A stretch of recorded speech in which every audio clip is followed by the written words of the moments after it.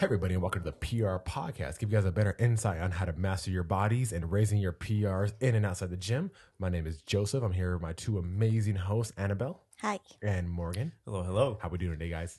Great. Fantastic. We are dressed ridiculously thanks to Anabel, who brought a bunch of 2020 props because we are very close to New Year's. And we got silly hats on and beads and... What did you just describe it as, Morgan? Bad bitches. Or basically. That's the mood right now. Yeah. If you're watching on YouTube... Oh my gosh. You're too bad for that hat. That's what happened, Morgan. He got it. I got it. This is an episode you definitely want to watch on YouTube. We even have a little Goku dressed up down here. Even Goku's feeling like a bad bitch. Goku has a little party hat on. He got some beads on. We even had these, what are these called? It's not a noisemaker because... I don't know, but these things are limp. Watch. I'm sure there's something for that. Oh my God. If they make noise, it's called a kazoo, right? I don't know. You know. Just pretend.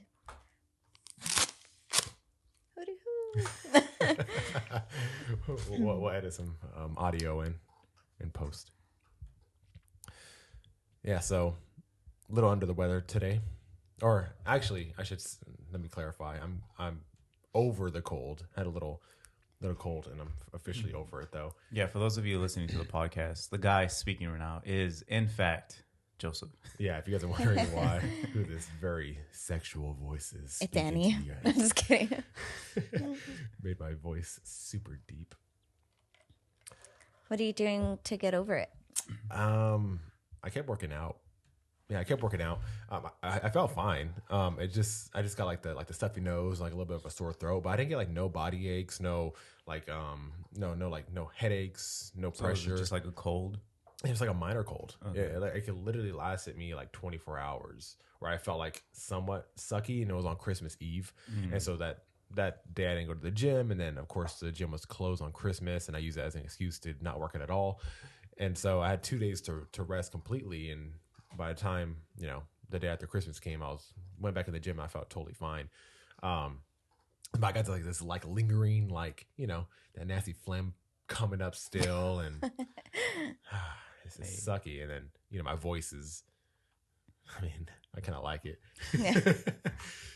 Sick voice isn't bad, but I use this opportunity to obviously do some research, and for people who are curious if you should work out while you're sick, I decided to pull up some information for you guys. Obviously, if you're sick and if you are in that contagious state, do the courtesy of others. Avoid public gyms so you don't get anybody else sick. Or you could give them the gift of a stronger immune system by getting them sick and making their body fight it off. Just kidding, don't do that. So basically the rule of thumb is if you're sick below the neck to rest up. So obviously if you have like, pneumonia, you have freaking, liquid in your air ducts, you don't want to be working out, chest cold and body aches, stuff like that. You definitely want to rest up and chill out. If you're sick above the neck, though, something like I had, where it's just like a runny nose, a bit of a sore throat, then you're kind of within that gray area, and you kind of have to make a personal judgment call. See how your body's feeling, see how your head's feeling, and kind of gauge it. So what you want to do if you are within that gray zone and you want to see how you feel, go into the gym and do some light cardio, about 10-15 minutes on the treadmill or any type of cardio machine, and see how your lungs are, see how your body's feeling, see if you're aching, if you feel fatigued, if your stamina is low, and kind of decide from there. But the good thing is even light exercise like that can help improve immune function and help speed up your recovery as well. But if you do feel good, feel free to hit the weights and you'll be good to go from there. If you do decide to skip the weights, don't worry, you're not going to lose muscle that fast. You're not going to lose size, lose strength. If you do notice you are a little bit smaller, it's more likely due to lower glycogen within the muscles, which as soon as you work out, hydration and glycogen, they fill back up very quickly, and you'll get back to your how you were before, prior. And so work out if you're sick. Like I said, rule of thumb, below the neck, rest up. Above the neck, you're within that gray area. Check it out. Do some light cardio. See how you're feeling. Yeah, I like he said that because in high school when I ran cross country, our coach would just have us run. I mean, it's cross country, so it's distance, so it's low intensity, steady state. And his rule of thumb was as long as you don't have a fever and you feel good, just go for an easy jog. And like it really, like at the end, you really felt better. Unless you were like having trouble breathing, then it's a little difficult. But yeah, you might be a little bit more sensitive to pain, so you don't want to like push PRs or like, you know, try to do something crazy. But exercise, yeah, it'll actually help you battle a cold. Yeah. You also want to hydrate. What else? Because you were taking some supplements, right? I think Oh yeah, you said. so I raised up my vitamin C, and I also started to take more vitamin D. So I normally take about 5,000 IU of vitamin D a day, which is like a super small little soft gel. Man, Morgan is a child.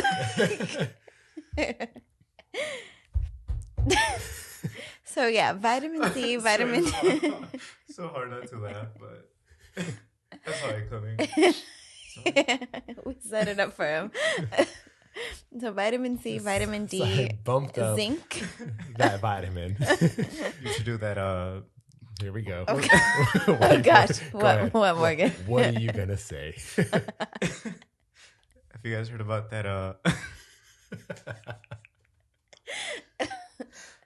my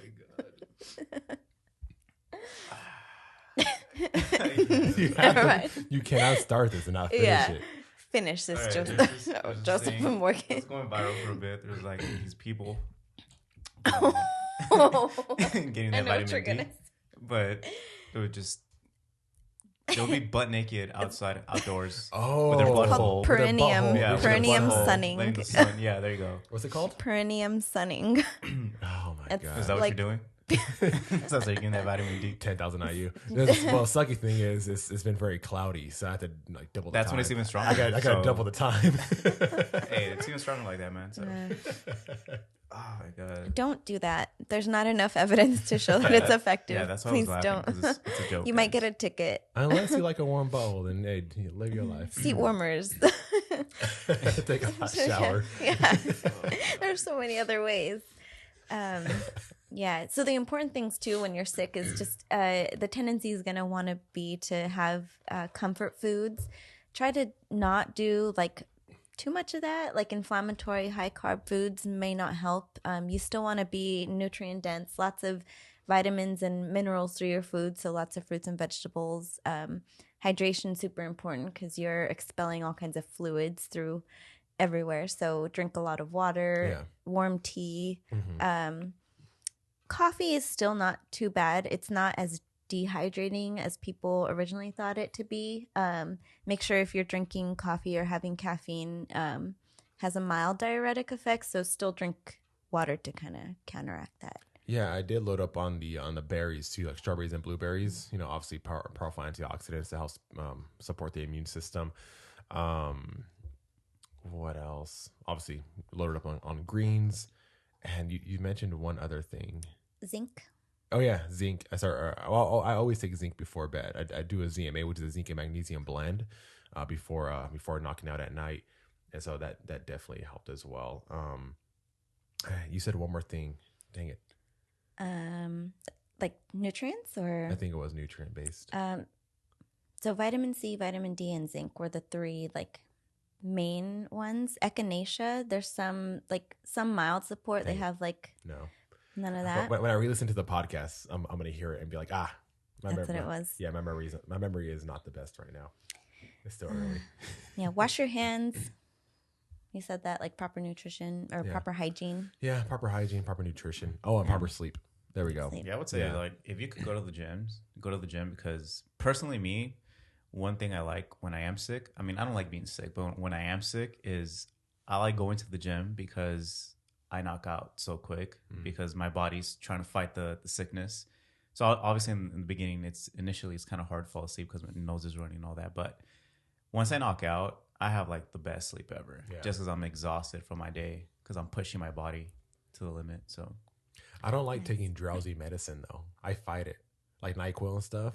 I hate it. Yeah, I don't like the way it makes me feel. I actually get worse sleep when I take that. Yeah. So I just take regular, just daytime medicine and then fall asleep normally. Yeah, that's a good point because I knock out when I take that medicine, but when I wake up, I feel like shit. Oh, okay. I feel super drowsy. Yeah. It takes me a while to like come back to life. Yeah. See, like I'll just fight it all night. Oh, okay. Yeah. Nasty feeling. I don't like it. Take care of yourselves, everybody. Yeah. Be healthy. Be healthy, but hey, sickness happens, and no matter how much you take care of yourself and you eat good. Oh, that's what it was. Food. It was nutrition. So, luckily I tracked macros because my appetite went away the first day. Oh. Yeah. So, but because I track my macros, I know my calorie intake. I still was able to hit my daily calorie intake, and I think that also helps speed up my process of getting better faster as well. Because a lot of times when people get sick, they lose their appetite, they don't eat, and that can hinder your immune system and cause slower recovery. Nice. Hope you feel better soon. Oh, I like physically I feel fine. Oh, I'm fine. I'm Shit. good. just- It's just my voice. Yeah, just really sexy voice, which I hope sticks around a little bit longer. You know a lot of vitamin D, so 10,000 IU. I hate you. So today's episode of the PR podcast is going to be over 3 of very important supplements that I feel are very important. We kind of mentioned them a little bit in the last podcast. If you guys listened, if you guys didn't, go listen. Where we're going to be going over 3 very popular supplements that I personally feel that you guys should be taking. One is going to be caffeine. Number 2 is going to be creatine. Number 3 is going to be Leucine. And we're going to go into kind of the depths of these and kind of go over some scientific research as well that kind of proves a point on them. So what do you guys want to start with? Caffeine. Caffeine. So caffeine, literally the most used supplement / drug ever in existence. Most used and abused.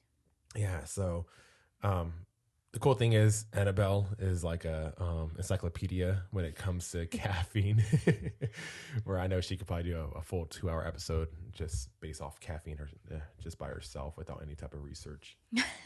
That's not true. It's Maybe. true. Yeah, one of my undergrad, like our project was to research ergogenic aids. So ergogenic aids, anything that helps you boost performance, like in the gym. And I got stuck in the group talking about caffeine and like that kind of Stuck. it was random selection. Where's the caffeine group at?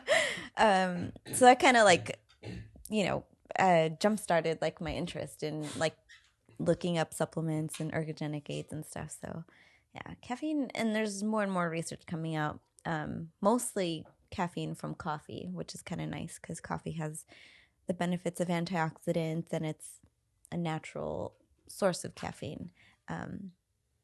Teas and, like caffeine pills, like, I don't know, depending on how their source is a little bit different. Not as much research, but so we can talk. So I have actually one of my original, like first 3 posts like on my Instagram was about caffeine and its benefits related specifically to fitness.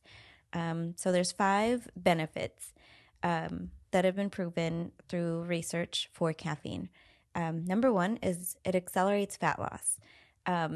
It's not a fat burner. It's not gonna like burn fat without you doing anything, but it has fat burning properties. So when it's consumed before workout, it can prompt fat cells. So like adipose tissue, it can help mobilize the fat that's in your body, like in your body to kind of be used as fuel for your workout. The caffeine in black coffee also increases your heart rate, which can increase your metabolism and can burn more calories throughout the day. So depending on how fast or not you metabolize coffee or caffeine, it can have lasting effects too. Number 2 is it increases performance. So studies link caffeine intake and increased athletic performance. It has been the most studied powerful ergogenic aid, and when it's tested or studied within athletes, it can help them train at a greater power output or train for longer after caffeine consumption, so after consuming some. Number 3 is it improves focus. Even if you're not working out, I think I can vouch for this. Like it can improve your focus. Like if you're studying, if you're reading, if you're working, Black coffee improves mental focus and can keep your workouts effective in that way too. So if you have trouble focusing at the gym, having a little bit of caffeine before, it can decrease pain. So research found the subjects who consumed coffee prior to exercise experienced less muscle pain in a couple of studies. So 2 cups of coffee can cut post-workout muscle pain by up to 48%, based on a meta-analysis. And number 5 is it combats chronic disease. So because caffeine and coffee contains antioxidants, which protects against the damage from free radicals. Free radicals are the things that antioxidants from coffee or berries or vegetables can help you combat. It can help prevent the free run of those free radicals like within your system. And free radicals is the thing that is most common causing for some cancers. So just so we know. Damage cells. Coffee can also lower your risk of type 2 diabetes by 22%. And this is based on a study of people who drank 6 cups of coffee or more per day. Coffee drinkers overall have less risk of heart disease because of the improved blood flow. So coffee is a vasodilator. That means it dilates or opens up your blood vessels, so more blood can flow. And there's also less calcification in coronary arteries. So that's also due to the vasodilation. I guess we could talk about how much caffeine. For the studies that looked at the fat burning effects of coffee, they did around 200 milligrams. So that's 2 standard cups, like 6 to 8 ounce cups of coffee from like home brewed coffee. You're talking a little bit different if you get it from like a coffee shop or cold brew coffee or nitro coffee. Just depends, but about 200 milligrams. Think like 2 standard cups from home. It's a stimulant. It's glycogen sparing. So if you are using or mobilizing fat, you don't use like as much of the glycogen that's in your bloodstream because of the caffeine consumption. I guess, I don't know. Do you guys want to talk any other benefits? We can talk some of the negatives, but continue on what you mentioned already. So I could personally say, I'm not sure about the fat loss. Obviously, I don't look into the science for that, but I could personally say for performance and focus, I could see it does help a lot. So there are days when I go to the gym and I don't take caffeine or anything, and I still get through my workouts, but it might be just because it improves focus that when I do take caffeine, I just feel a little bit stronger. I feel a little bit more zoned into my workout, and performance does seem to go up a little bit. So the weights that probably the week before felt a little bit heavier without the caffeine, if I go in the same day and I take some caffeine, they'll feel a little bit lighter. It's not much of a difference, but you definitely feel a small difference. And personally, I don't take 200 milligrams because I believe for performance, it's a little bit higher, right? The like dosage? 4 to 6 grams. So like 400 to 600 milligrams. We know from episode 1, you're a crackhead. So yeah, exactly. So I personally take 600 milligrams when I train. Gosh. But I don't take it at once. Let me just put that out there. So I like to do it. I have my little routine, right? A little pre-workouts ritual. So I'll take 300 milligrams before the gym as I'm going to the gym, and then as I'm getting ready, warmed up, I'll start taking my next 300 milligrams. So by the time I'm working out, like I'm peaked. I'm ready to go, and I feel good. So maybe that's what I'm saying. When I do take caffeine, I feel my workouts go a lot better, a lot smoother. They just feel more focused. I'm more in tune with my body. I am one with the bar. And when I'm not on caffeine, that's beautiful. I don't feel as good in the gym. So yeah, and then also the pain thing, that's also another thing that comes with performance as well, because say if I'm super sore that day, when I do take caffeine for some reason, it just kind of seems to go away after a while. Yeah. As opposed to when I'm not taking caffeine, maybe because I'm not as focused on the workout, I'm more focused on the pain. workouts are a little bit harder. So that could be another benefit just from my experience. Yeah, so I'm a little more on the caffeine sensitive side, especially when it comes into bringing in like caffeine at one time, like 300 milligrams at once will have my head spinning. On top of that, I am a nighttime workout guy, which I kind of said on the last podcast. Yeah. So if I bring in too much caffeine, too late at night, obviously I'm going to have the sleeplessness problems. I'm staring at the ceiling until 3 o'clock in the morning until it wears off. And so, but during the day, I do drink a good amount of caffeine during the day, though. So I probably bring in anywhere from 300 to 400 milligrams of caffeine, starting the beginning of my day to about, I think I usually have no more caffeine, usually around like 4 to 5 p.m. I kind of like cut it off. I don't want to take it too late in the day. And the thing is, there are different types of caffeine out there as well. Typically, energy drinks would carry a source called caffeine anhydrous, which is a little more of a hard spiking source of caffeine, where it kind of spikes the energy high, and then depending on the individual, they'll have a crash after. Some people do, some people don't. Same thing with pre-workouts do typically carry caffeine anhydrous as well. And usually when people take a pre-workout, that's usually what they shoot for, is that caffeine. People come in, they're like, what's the strongest caffeine pre-workout? And you have to remember too, pre-workouts obviously offer nitric oxides and other type of benefits, and sometimes they have other stimulants in there as well. Exactly. Yeah. And that's the thing. There's a lot of other stimulants out there as well, which is a whole nother topic. And so for me, I tend to like a little more green coffee bean based caffeine. It tend to has a little bit more of a slower buzz, a little more slower up, but the same thing has a slower down as well. So that your chances of crashing afterwards are a lot lower. So that's typically my take when it comes to caffeine. Also, like I said, I think I said this on the last podcast too, I do take a non-caffeine pre-workout when I work out. It does contain something called lion's mane, which is a mushroom nootropic, which still helps give that mental focus that people do enjoy from caffeine. Like you say, becoming like one with the bar. And so lion's mane still offers that, where you kind of get that really good mind muscle connection without the use of caffeine and without the use of the stimulant. You're still able to sleep after. But obviously, when you do combine caffeine with lion's mane, then it's a whole nother world, and it's a beautiful combination. And so, for someone who's a little bit more newer to caffeine, if you're just caffeine sensitive, start with the 100 milligram dose. Start very low, and then from there on, kind of work your way up. Because a lot of times, people who don't typically take caffeine, they'll start with a very high dosage, and they think that it's just not for them, even though they're jittery, they're nauseous, and they're taking like 400 milligrams, and they don't realize that they're just caffeine sensitive. It's like, well, no, caffeine is almost for everybody, for the most part, for obviously healthy individuals, but you might just need a lower dose. And the size of the person does not matter. Like, I'm 6'3", I weigh 220 pounds in the off season, and I cannot bring in that much caffeine. It just like alcohol, it differs person to person, where Annie could drink us underneath the table and we're, bigger than she is. It's okay, Joseph. You'll reach this level. When you're older. So that's one thing to consider if you are a little bit newer, or if you do have a lower tolerance.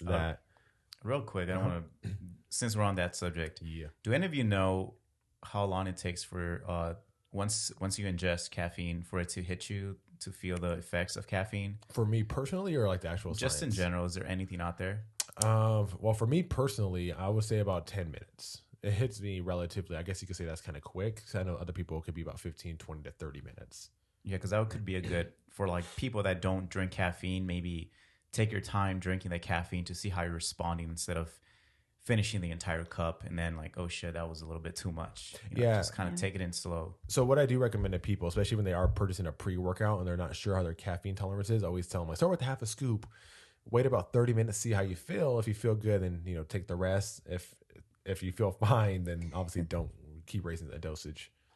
So I can talk a lot of the studies that have like looked at the half-life of caffeine, and this is specifically from coffee, so it's like natural source. It's a little bit more like how the green coffee bean caffeine is worked in your body. It's anywhere, depending on the person, from 3 to 10 hours. That's how long a cup, about 90 to 120 milligrams of caffeine, lasts in your body. And I can talk a little bit about how caffeine works, like how the beauty of it, like the magic. We don't want to know. It's pretty simple. Drink it, touches your tongue, and raises your PRs. Magic juice. Break PRs, not resolutions. Yes. How dare you not let me say that? Say it again. Say it again. Say it again. Break PRs, not resolutions. Oh. Yes. Pure podcast. Gas. This is go ahead, amazing. So, the way that caffeine works, and specifically from coffee, is it blocks a thing called adenosine. So adenosine is a modulator that's in your brain. Adenosine's role in your body is to promote sleep. So basically it suppresses arousal and helps regulate your blood flow. So what it does, you have receptors. They're called A1 receptors in your body, like in your brain. And adenosine is what sets in and helps you get sleepy. Caffeine blocks those receptors. So adenosine can't make you sleepy. So it doesn't give you physical energy like how food or calories does. It doesn't work that way unless you have sugar, like energy drinks that have sugar and caffeine, or coffee that has sugar. But it does block the adenosine receptors.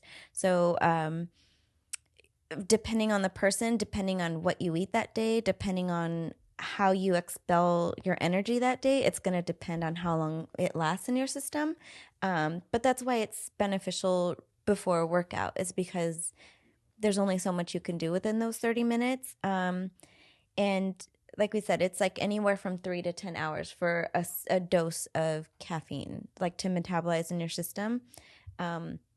And I will say, I like how you said it's kind of part of your ritual, because even if somebody is a little bit more caffeine sensitive, or they're not caffeine sensitive, the benefit of having a ritual around your workout is it kind of gets you in the zone. So even if you do take a pre-workout that's non-stimulant or doesn't have caffeine and just has other stimulants, it can still work the same, because it gets your mind, our body isn't compartmentalized. We associate, okay, it's game time. You get your little shaker cup, you throw whatever, get ready for the gym. And the placebo effect, even though it's a placebo effect, should not be minimized. It's effective. If you believe in your mind that this is going to get you jacked and ready for the gym, get ready for a workout, then it will. It's just, a matter of how long it's going to last in your system, whether or not it does. So the next supplement we're going to get into is going to be creatine. Creatine is another huge supplement out there. It's one of the most well-researched supplements with over 700 human studies. It's literally right behind caffeine. So creatine tends to kind of get a bad rap. There's a lot of old school rumors that still kind of float around about creatine, where it causing kidney damage, or it causing cancer, or any type of negative health effect. And in reality, these are just myths. They're very old school urban legends that really hold no merit. The scientific research is not there to really back it. So we're going to kind of go over a lot of the benefits of what creatine does, what it is, and different ways and forms you can get it in. And so the cool thing about creatine is that it's very inexpensive to grab. For the risks to benefit scale is huge. The risk is extremely low, little to nothing, and the benefit is extremely high. And it's, like I said, super inexpensive. So typically you could pay $15-$20 for 80 to 120 servings, something like that. Something, it's not expensive whatsoever. So great bang for your buck. It produces some great results. So typically they recommend 5 grams of creatine powder, per day per serving. And creatine is found in a lot of foods. It's found naturally in the body as well. And so typically to get enough creatine inside your body from food, you would typically have to eat a kilogram of raw beef. And I like to stress the word raw, because whenever you do cook the beef, it denatures the creatine, meaning that it kind of kills off it some, so you don't actually get that full 5 grams like you need to actually get the performance benefits. And so it becomes very, very low. So the human body, it uses 3 type of energy systems that work together to produce ATP, which is the main fuel source for your muscles. So one of the main energy systems is going to be aerobic system. The aerobic system uses blood glucose and fat during long duration workouts. That's usually like long jogs or marathons or anything like that. Another source of energy is the anaerobic system, which produces ATP a little more quicker using strictly blood glucose. And this is more for a 100-meter run, or 100-meter swims, anything like that. And the third type of energy system is the phosphagen system. This produces energy extremely quickly using creatine phosphate stored in the muscles. And this is what we as lifters use typically, because this is more for short bursts, heavy bench press, heavy squats. That's when our body uses the creatine phosphate stored in muscles as a main fuel source. And so to kind of give people an idea of how kind of creatine works, I like to kind of explain it like this. I tell people whenever you're working out and you're hitting your set and you start to get tired, that's usually your body depleting this ATP in the muscle, and that's when you need a rest. So that little 2 to 5 minute break in between your set when you're recovering and you kind of feel like, okay, time for my next set, that's usually a sign that your creatine ATP stores are refilled in your muscle, and you're like, okay, time for set number 2. And so, like I said, your body produces creatine naturally. But when you take a creatine supplement, not only does it raise the ATP in your muscle for more strength output and longer sets, but it helps restore it quicker as well. So you're able to recover quicker between sets. So overall, your workout performance is going to be enhanced. So for anybody who's you don't have to be in the gym. For anybody who works out, exercises in or outside the gym or any type of performance, creatine can benefit you. So it's amazing. I always tell people, I go, if you work out or do any type of exercise, creatine definitely has this role and can be very, very beneficial. As far as creatine loading, I know this is a big one. People say you don't have to do it. Some people say you do have to do it. In reality, you do not have to load creatine, but it does play its role if you do want to do that.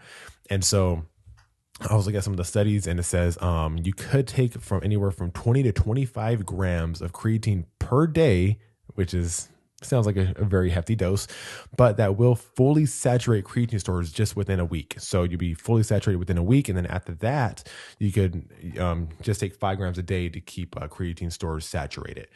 Now, and I would question that only because I want to say a lot of the studies that looked into that were funded by supplement companies that were looking at, like, of course they want to promote like people saturating and like loading creatine ahead of time, because that's going to have people purchase more creatine, right, like as a supplement, because you can load, quote unquote, with food too. Right. Like, so if you're non-vegan or vegetarian, you're still eating protein and you still get that creatine. So I don't think we're saying specifically you're loading like 20 grams of creatine like from a powder. From supplements directly. Yeah, so exactly. it's both. Correct. So if you don't want to load the creatine, taking 5 grams of powder a day is totally fine.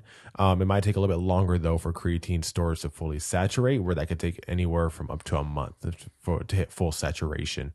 And that's totally fine. There's nothing wrong with that. You're still going to get the strength and performance benefits. Another thing about creatine is that timing does not matter. Some studies have shown that taking creatine post-workout can enhance muscle and strength gains, but it was so extremely minimal that I usually tell people, I go, just get it in anytime during the day that best fits your lifestyle. It's not really going to really matter too much. A study in 2003, this study studied 300 people, which is a very huge study, and showed anywhere between a 5 to 25% increase in overall maximal power and strength. And I believe these were actually football players college football players that they did a study on, and I'll put the link on there as well. Another study showed that even people with 6 years of experience lifting showed a 30% rep increase in their overall bench press. And obviously, I'm sure it showed an overall increase in other lifts as well, not just bench press, but that's what the study was on. Which obviously that's great. Obviously, if you're doing more repetitions during your sets, that's going to result in overall more muscle over time. Another big theory is that you have to cycle creatine. Technically, you do not have to, since you get it from food all the time, and also it's produced naturally in the body. So there's really no need to cycle off a creatine powder, because unlike caffeine, your body does not become immune to the effects. Where sometimes with caffeine, they do recommend taking a couple of days off or a few weeks off every here and there to resensitize yourself to caffeine. And to kind of prove this, there was another 2003 study that showed people taking creatine for 21 consecutive months and showed 0 negative health effects. So that's huge. And also we'll link that study in the show notes as well. So overall, the benefits of creatine totally outweigh the cost. Like I said, it's very inexpensive to buy creatine. If you're spending more than like 25, $30 for creatine, you're kind of wasting your money. And again, I don't think I mentioned this at all. These studies are on creatine monohydrate, just old school, plain creatine monohydrate. You don't have to go fancy with these creatines. I'm sure other creatines do play their role. There are some studies on them, but old school creatine monohydrate gets the job done. It's the least expensive and it's the best bang for your buck. So again, overall, if you are training any type of strength training, sport training, anything that you want better performance, athletic performance, I do recommend taking a creatine because it could, the risk to reward is extremely, is there. Yeah. And this is also assuming that your nutrition is still great, your training program is still using progressive overload, and you're still stimulating a need for this creatine to even be used and uptaken. Yeah, if you're taking creatine and you're just sitting on the couch and you work out, once a week, you probably won't see the benefits too much. It's still not magic. Nothing we say today is magic. I'm assuming both of you take creatine? Yes. I take creatine, so it's not a creatine monohydrate like exclusively. It's part of like a recovery like supplement. So it has antioxidants, and I use it just for like the flavor. I don't use it every single day. It's because I know some of the benefits, and that's kind of it. I eat a lot of meat though. I'm an omnivore, so I get plenty of protein. Have you guys ever loaded creatine? No. I did one time. I can't really say if I noticed a difference or not. And so I took about a month off creatine. So that's the reason why I did load it whenever I jumped back on. I loaded it but I was only doing 15 grams a day. So I wasn't doing like what they said here, 20 to 25 grams. I was only doing 15 grams. I would do 5 grams in the morning, 5 grams pre-workout, and then 10 grams, 5 morning, 5 pre, 5 post. That's what I was doing. I had that for a month straight, and then after that, I just stuck to 5 grams after. But I really didn't notice too much of a difference, if any at all, if I'm being honest, as far as loading to not loading. Okay, yeah, because me personally, I've done loading as well. Mm-hmm. Well, first of all, let me say, I take creatine as well, but there's times when I don't take it, and I honestly don't feel much of a difference. But again, there's that. The studies show, obviously, that you'll get a couple more reps. So in the long term, it's going to be beneficial. But that's going to be for someone that's like dialed, like they already have like they know what a couple of reps more is going to take. Mm-hmm. And then so when I did creatine loading, I did 20 grams. So I would do breakfast and then pre and post workout and then dinner. So I would take it 4 times, and I had some pretty bad side effects. So my stomach was hurting. I would feel bloated. It was not the business at all. So I know I've heard people say they get those side effects. And from my experience, that seems to be the only time where I did feel bloated and my stomach was not happy with me. But besides that, now I take it, on a daily, most of the time, maybe probably 5 times a week, 5 times a week. And I don't get that bloat and I don't feel gross just taking it like that. And you're at like 5 grams? Yeah, I take like 5 grams. Post-workout or pre-workout or just whenever? Whenever I remember. Okay. Yeah. There are some, obviously these studies have shown a percentage of increase. It is a well-studied supplement, but it's still a supplement. You still have to do everything else, your sleep, your nutrition, your training.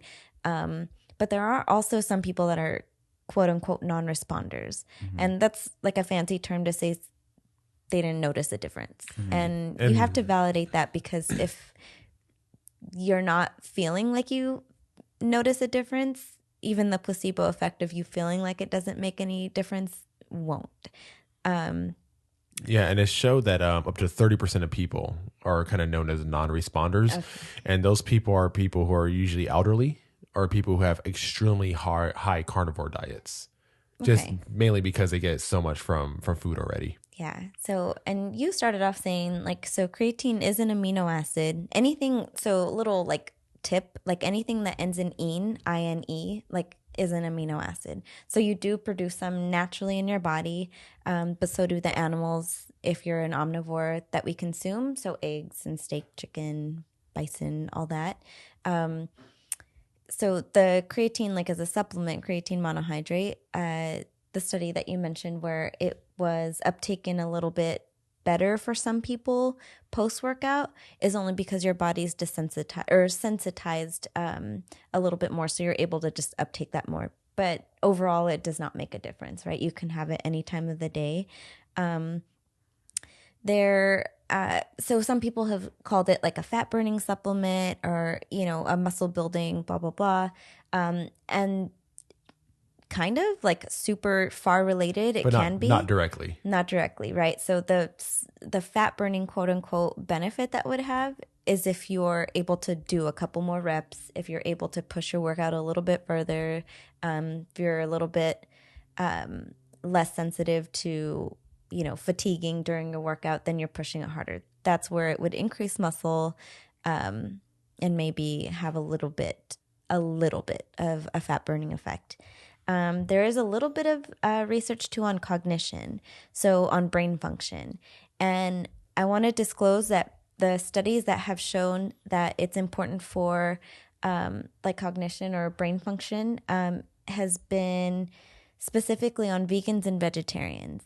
Because they don't get as much creatine through their diet, they make some in their bodies naturally, but people who are vegan or vegetarian show a cognitive benefit. So brain function improves when they supplement with creatine when the studies were done. So that's not including people who eat meat and plants together.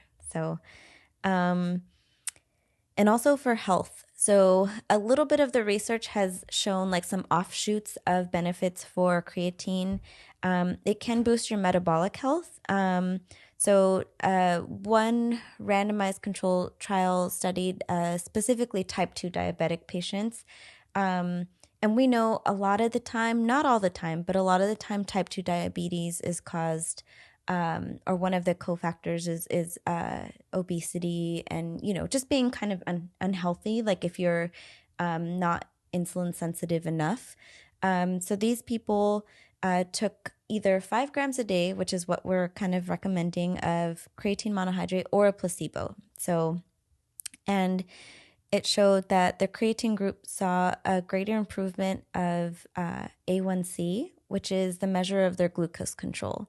So insulin works to shuttle glucose to the muscle when they need it. If you have type 2 diabetes, then you're not producing the correct amounts, or you're not insulin sensitive enough to shuttle that glucose into the muscle. So these people showed some benefit for that. And we could link that study too if anyone's interested, for anyone who has family members or anything with type 2 diabetes.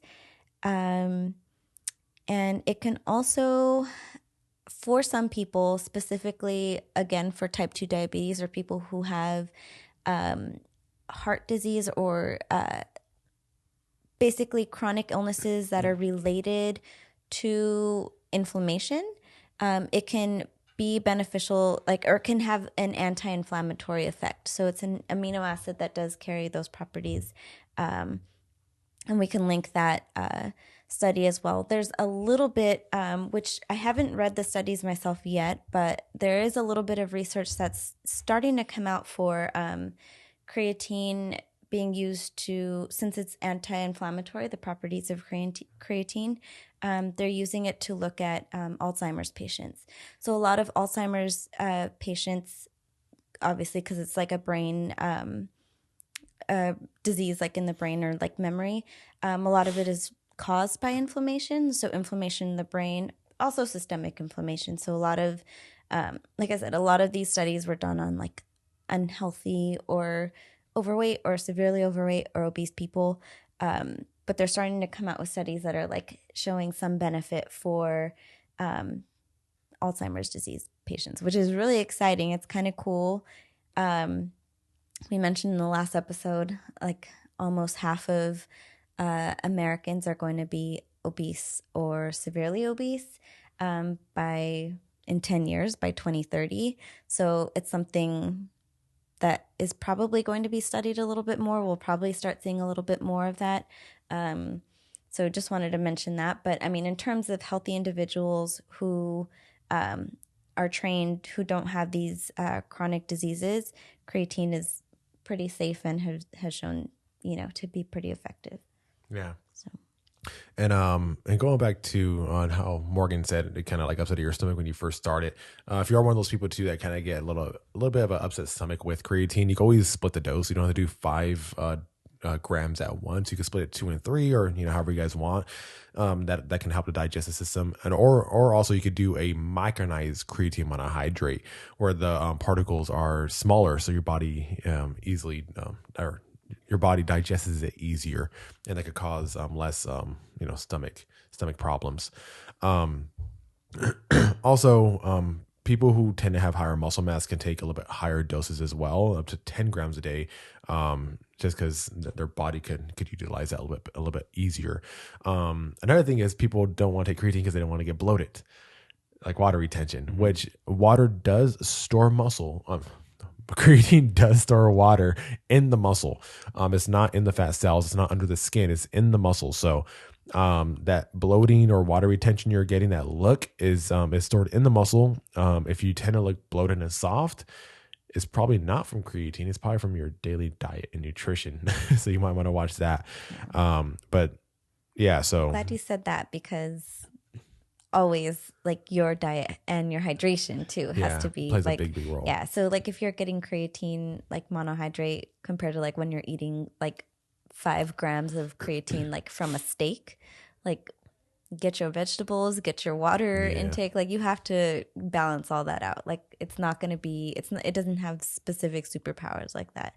You still have to take care of everything else, your sleep, everything.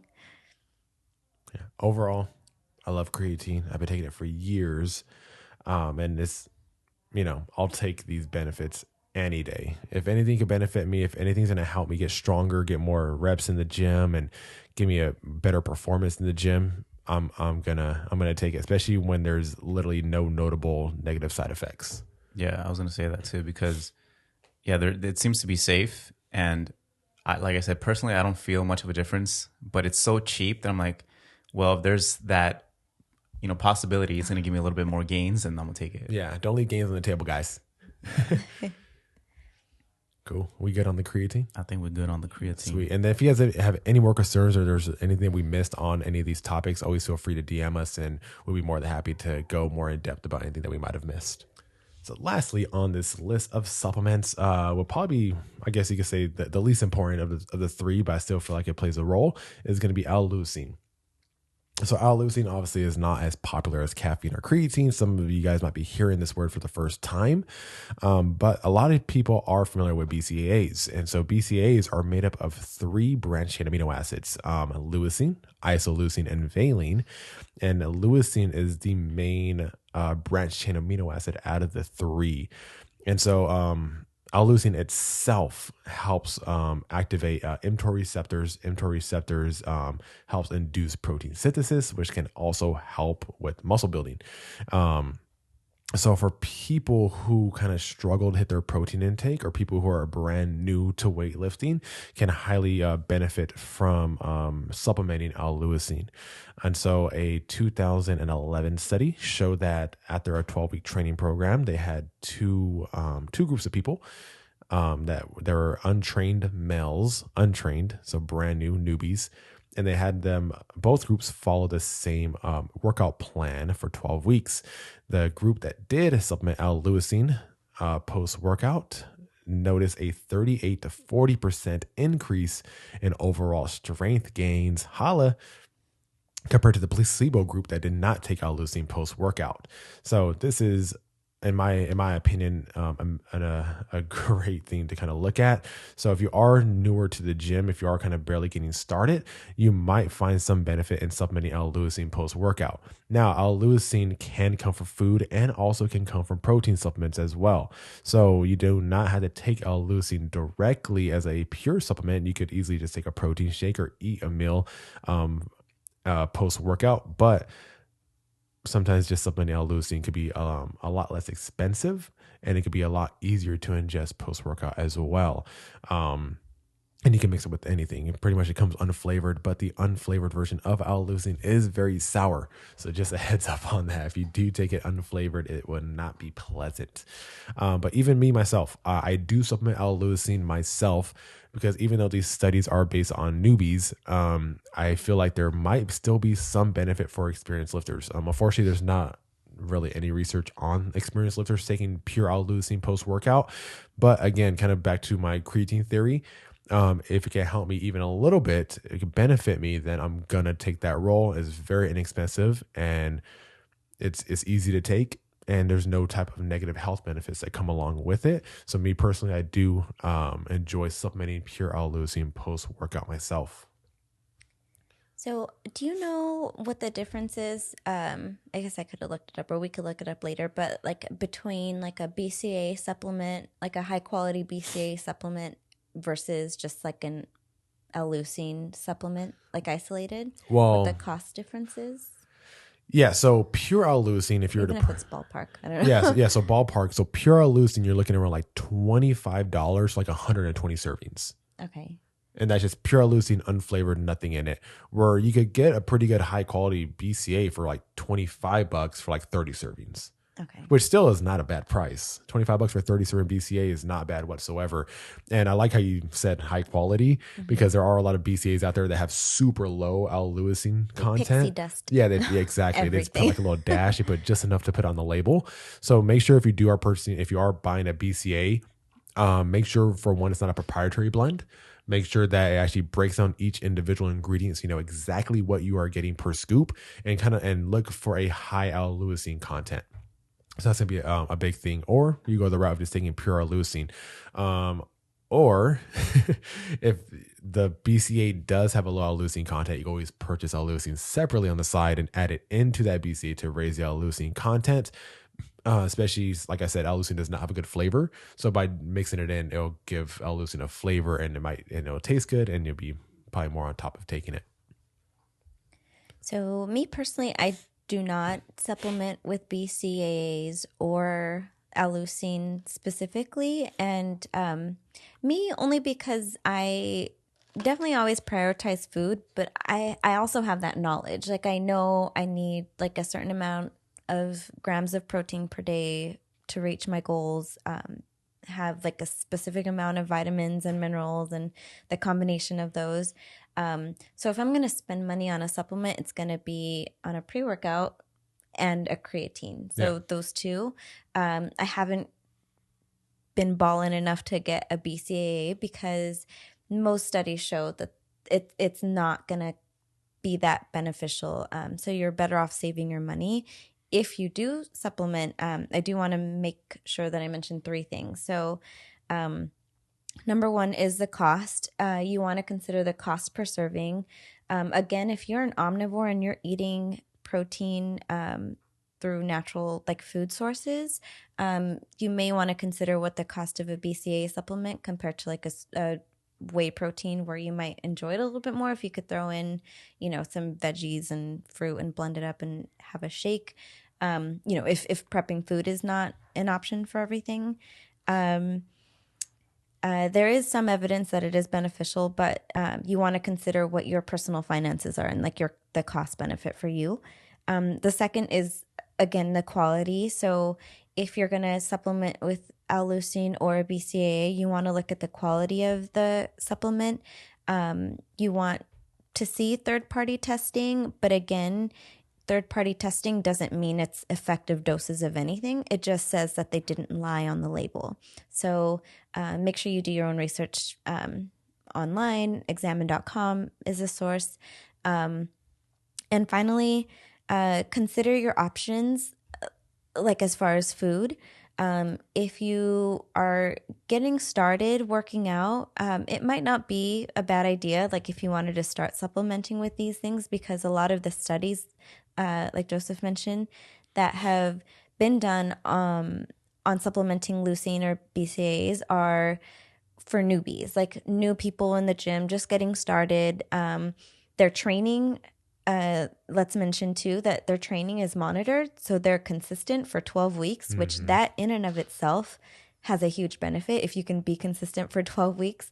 But then if you're also having like a meal that's going to be, standardized, healthy for that, which is what the study I'm assuming did 2, healthy post-workout meals. And then the one group had a placebo, the other group had all leucine, which showed that percentage of benefit, then go for it if you have the money. Yeah, I think that's it. Do you supplement? Yeah, I don't personally supplement with BCAAs or L-leucine as well, just for the same reasons you said. So, because we're poor. Kidding. I'm just kidding. That's my reason. True facts. But just to be clear, so L-leucine is part of a complete. It's if you're eating a complete protein, it's in there. So just like you, I eat plenty of meat. I'm also an omnivore, so I destroy all the chickens and cows and all that. So I enjoy my meat. So I wish I had the number in front of me, but there is. So if you're hitting a certain amount of protein per day per meal, you should be hitting that number, that threshold for L-leucine. Now, if you're not the person that likes to eat a lot of food or you have trouble ingesting, my second option before L-leucine or BCAAs, again, if you're able to purchase it, I would say purchase a whey protein because it is high in that in those amino acids as well. Now, after that, if you're still having trouble consuming enough food and you want to get that extra edge, like Joseph said, and if you have the money and it's just more convenient for you, then yeah, go ahead and get L-leucine. But that for me would be probably like the third option. From my experience, I would just say just eat more food. Before, I used to be the person that would buy all the BCAAs, all the supplements, just because I didn't know any better. I didn't know that, if I'm eating enough food, there's pretty much no reason for me to be consuming this. Yeah. So that's my point of view. Yeah. So the thing is, there's not a lot of supplements out there that have like legit science backing saying like, hey, this works. Mm-hmm. There's not a lot. Even the ones that do, check who funded the studies. Correct. Or who funded the studies that's showing that it's effective. And see who is affecting the individual. Yes. And so that's why even for this study, like I start off by stressing that the results for L-leucine mainly benefited newbie gains. So, yeah. So again, if you want to enhance your results, especially if you are newer to the gym, if you feel like you can, drop an extra $20-$25 on a good BCA that has high L-leucine content, then I definitely would say go for it. Go for it. Try it out. It's one of those things, again, that's not going to hurt you, can only benefit you. And if you're someone like me, I personally still take it, even though obviously I'm pretty experienced. Just because, again, if it can benefit me even a little bit, I'm going to try to get that extra edge. Obviously, for competitive reasons, I'm always looking for that little extra edge to help me out. And so for me personally, I do supplement with L-leucine post-workout daily, along with creatine post-workout daily. And then a little bit of caffeine pre-workout daily, or a lot of it. Yeah. I will say too, if you're Morgan. So I've gone to a couple like fit expos where you get tons of BCA samples, like they're handing them out like crazy. One benefit that I will say is like it helps me drink a lot of water. Yeah. Like if you ever have a free sample where it didn't cost you anything and like it's not going to be harmful. Then throwing some BCAAs in your gallon jug and walking around with a neon green beverage, if that's going to help you drink more water, then thumbs up. Do that. Absolutely. Woo. Yeah. So for you guys, try out these. So yeah. So try them out for yourselves and see how it works. See how you perform. But try them out consistently for a long time. Don't just try it out for a day or two and be like, creatine's not for me. Like give it some time, like let it work, actually like gauge, make sure you're working out properly, make sure your nutrition's in check, like make sure you're, crossing your T's and dotting your I's and you will see these results. You will see more improvement overall. Yeah. We'll say like with creatine, it's kind of hard to see the benefits of it because you can't really tell. I guess you don't really know because you could be a non-responder, but it's in the long term, it's supposed to help you. But with like caffeine, you take some caffeine and it's working. You're like, okay, yeah, I feel good. Yeah. But with creatine, you can't really tell. So yeah, just take it for a good amount of time and see if it makes any difference. Yeah. That's good stuff. That's good stuff. We're a few days out from 2020. Yeah, so next episode will be a New Year's episode, and we're going to kind of speak about how to stick to resolutions. Yeah, we'll be in 2020 the next time. We'll be in 2020. We'll be there. So what are we going to talk about? Resolutions. Goal setting. Goal setting. Smart goal setting. And how to stick to them and how to stay in the gym past February. And what? Stay in the gym past February? No, what was the other one? 2020? The other one you came up with. Oh. You want me to say it again? I'll say it again. Oh, no. He's setting you up. Break PRs, not resolutions. There you go. Was there an echo? I can put it in there. Yeah. So again, guys and girls. I mean, I don't care. Whatever you guys are. Whoever's listening. Jeez, thank you. Thanks for listening. I could care less. Oh, I hope your puppies are listening to us too. Sorry. You okay? Yeah. Thank you guys again for tuning in. We greatly appreciate it. If you guys are listening on iTunes, be sure to give us a 5-star review and give us an amazing written review as well. We'll give you guys a shout out on the episode. Please, when we post this, you're so distracting. Please make sure to share with your friends and family on social media. Send it through text messages. Let everybody know. And come get this information, man. Be sure to follow We're bringing us. a lot of good stuff for 2020. Yeah, we're going to have a new setup in here as well. So if you guys are watching on YouTube, you guys will have a nice, fresh background. Yes. And yeah, so be sure to follow us on Instagram. The podcast is pr.podcast. My Instagram is fit_fluential. Anabel's is evolve. I just want to say one thing though. Anabel. Before we Morgan. we always have to interrupt you. Aquino. That's why I'm just walking through it. So real quick, It's like a recording. I just want to say to those of you that have been listening, to old and new listeners, we appreciate you. This is the 11th episode, right? That's going to be going out. And I'm not really a big analytics guy because I don't like to look at them, especially so early in this game. But it's pretty cool to see we still have an audience. Yeah. You know, and so we appreciate every single one of you that tunes in and listens to us talk. Yeah, and just pretty cool. So thank you guys. Really appreciate it. And that's all I had to say. It's beautiful. Follow Morgan at Morgan.Aquino. Didn't miss a beat. Morgan.Aquino. No, seriously, no, it means the world to us. And yeah, like Morgan says, we see all the analytics for the show, and it's nice to see a consistent audience base tune in weekly to listen to us talk. And I think it's super cool when people listen to the old episodes. Like You'll probably notice it's taken a lot of fine tuning. We had a lot of trashed episodes and re-records. Yeah, a lot of re-records. Yeah, and it's pretty cool because I personally, I don't know how to approach it. Like I've had a couple times, like at the Olympia, a gentleman came up to me and said, "Hey, I listened to a podcast." Yeah. I was like, "Oh, cool." Like I don't know what to say. And even though like I have friends and people and other people that I don't really know personally, but they'll come up to me like, "Hey, I listened to the podcast." Like at that moment, I don't know how to respond. I'm like, "Oh, okay, yeah." Like, what'd you think? But in my head, I'm just like, "Oh, that's pretty cool." I love it. It's awesome. That's why I want to take the time to just say thank you to everyone, because I know sometimes people have approached me and I'm just like blank, like I don't know what to say. It's just pretty cool. So if Morgan doesn't react, it's a good sign. He's really excited inside. Yeah, I'm like this.